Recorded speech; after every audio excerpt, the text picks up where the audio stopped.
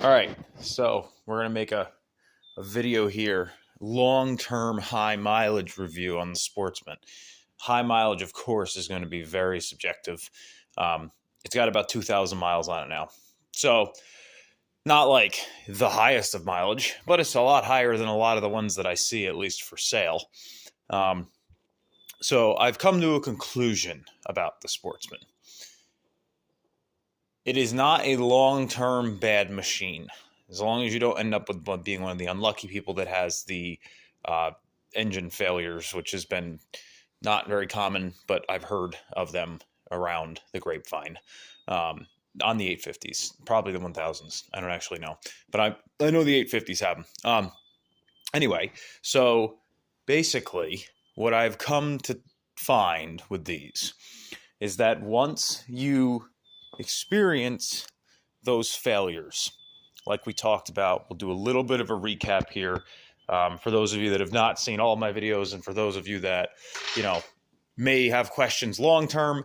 Let's just start from the top as far as some of the issues. We'll just go real fast. Number one issue right from the factory is going to be your pinion cover. You can see mine's different. The factory ones are junk, they break. This is on an 18. I know on the newer ones they say they'd updated them. I don't know if that's actually true or not. Okay. Upper bushings from the factory on the A-arms, junk. Wheel bearings from the factory, not necessarily junk, but they do break pretty often. By break, I mean they go bad. I grease mine. I actually haven't had to change them out. So we're at 2,000 miles now. Never had to change the wheel bearings, but I do grease them regularly. Other thing, going on to the back here, I'm going to have rear bushings. Okay. Shock bushings as well. And your sway bar bushings, or not bushings, but the sway bars just have play in them. I like it. I thought it was funny. Somebody commented on one of my videos and said, no, the sway bar, that's normal. As a rebuttal to the things that I said, yes, the sway bar doing that is normal. And that's why I have a problem with it, because that shouldn't be normal. Okay. The other issue, again, this is an 18. It may be different on the newer models. The gauge clusters on them, they go out. Okay. That did happen on this one. And then finally, the, yeah. What was I going to say? I don't remember what I was going to say. There was one other thing. I don't remember what it was. Doesn't matter. So those are like the main issue areas with these. Okay. The other thing, the radiator. Also, somebody commented, mine's not tipped back like that. Yours must be broken, or there must be something wrong with it. No, this is how it is. A lot of the people that comment on these videos say, I've never had a single issue. I don't believe you.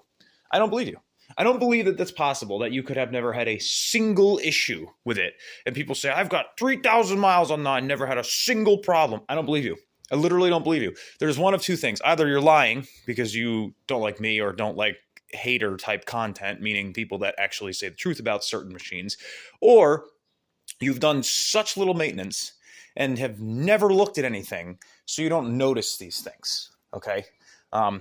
Everybody can see the videos that I put out. You can see the amount of time I put into, making things and keeping things nice. And you can see that I do maintain my stuff. And this machine has been fairly reliable. It's just that it does have a lot of things in the factory that are very junky. Okay, so we've gone through that. Oh, one more thing. This, which I probably should change.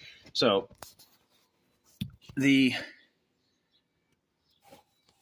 pinions on these, see if I can get my tentacles in there and show you.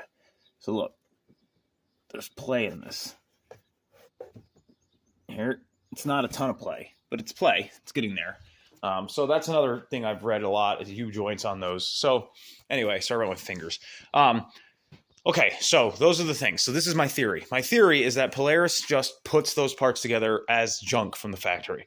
Their bearings, their bushings, basically those are the main things, are garbage from the factory.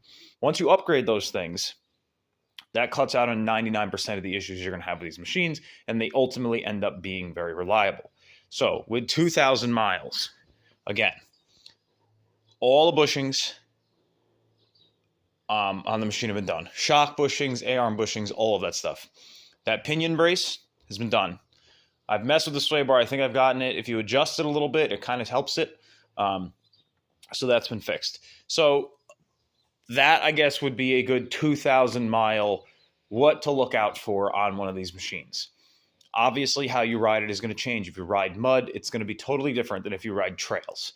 I ride trails, so I probably have far less, like, I'm not going to ever, unless, well, I say that, I'll probably break next time I ride it. I'll probably never have an axle break. I'll probably never smoke a belt. I'll probably never overheat from the radiator being clogged up, really. Like, because I don't ride in mud, really. I mean, of course, there are some times when we go through mud or whatever, but I'm not a mud rider, so I don't run into those more specific things of when you're riding in the mud. So yeah. So with 2,000 miles, as a hard trail-ridden machine, I would say this is a pretty good overall quad. I really enjoy it. I enjoy riding it. I love the way it sounds. I love the power it has. It's super comfortable. I would recommend one to people with the caution that you need to make sure that it's been maintained. Because if it hasn't been, you're going to run into a lot of issues with these that you maybe wouldn't run into with a Honda or a Yamaha or a Suzuki or a Kawasaki. So yeah. Now, comparing that to a lot of the other machines I've owned, Polaris doesn't seem to have the major drivetrain issues that like the Can-Ams do, and even the Kawasaki's do. So that might be something for you to consider also, is that, I'm going to have a lot of suspension issues. I'm going to have a lot of bushing issues. I'm going to have a lot of bearing issues potentially, but I don't really have to worry so much about the transmission and the engine and the differentials. So that's something to consider. So like I said, I would say if you're looking to get one of these things, if you're looking at a higher mileage one, or if you're getting some higher mileage on your own, those are some of the things that you could look out for and to consider. Now, if you do buy one of these used, there are a couple things that you absolutely have to check. Okay, so the first thing is going to be, all you're going to do is take your hand right here on the wheel and shake it. This right there, doing that, will show you how much play everything in the suspension has. If it's got suspension play in the upper bushings or the bearing or anything, you're going to feel it, okay? You're going to do the same thing on the rear. Take the wheel and shake it. And you'll be able to feel it. You'll be able to feel a very obvious in and out motion. That may be lower shock bushing, that may be inner A-arm bushings, and it is more likely than not the wheel bearings, because if you don't grease these wheel bearings, they won't last you 2 or 3 seasons. I'm telling you, they won't. Everybody, I brought a million years out of my wheel bearing. No, you didn't. You just didn't. They're not designed that way. They won't last that long. So check that. The other thing you want to check, make sure this pinion brace has been done, or this pinion cover has been done. Make sure you got a nice, shiny, different one than the factory one. Okay, the factory one's got like some, it doesn't look like that at all. It's got some supports. It's a lot smaller. It's a lot thinner. Just make sure that that has been changed out. Okay. The other thing you want to do, you're going to want to pop the seat off. Okay. All right. So once you get your seat popped off, there's a couple things you can, and again, I want you to see 2,000 miles, guys. So for all you guys that say maintenance is key, you got to do your maintenance. Show me a cleaner engine at 2,000 miles. Just saying. Anyway, so you're going to want to pull your air box. And all you do to do that is it's this right here. Just pop this up, pull this out. Okay, it's going to pull straight up.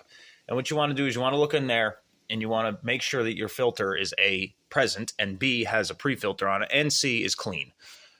Okay. Other thing, check the oil. So you're going to check the oil by going over here and that dipstick there. So, you're going to pull it out, make sure it's at the proper level at the very least.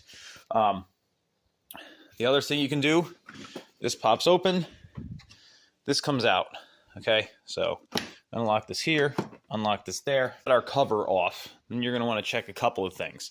First thing is you're going to want to check the coolant. So you can check the coolant level through here, right? And you can see mine's exactly where it's supposed to be. The other thing you want to do is pull this cap off. Look up in here and just make sure there's no mud. You can see there's a little bit. But sometimes you'll put these caps off and they'll just be caked.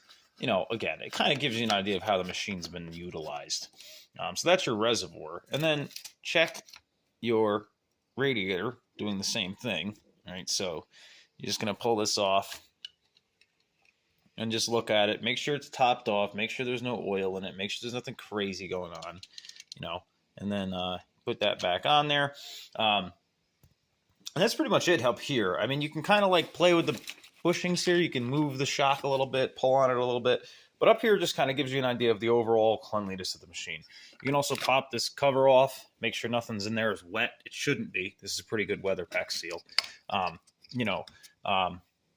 If you did this to my machine, what you would see as you started pulling connectors is everything is dielectric greased. So, if you ever come across that, you could probably make the case that that person maintained their machine pretty well because it's been dielectric greased.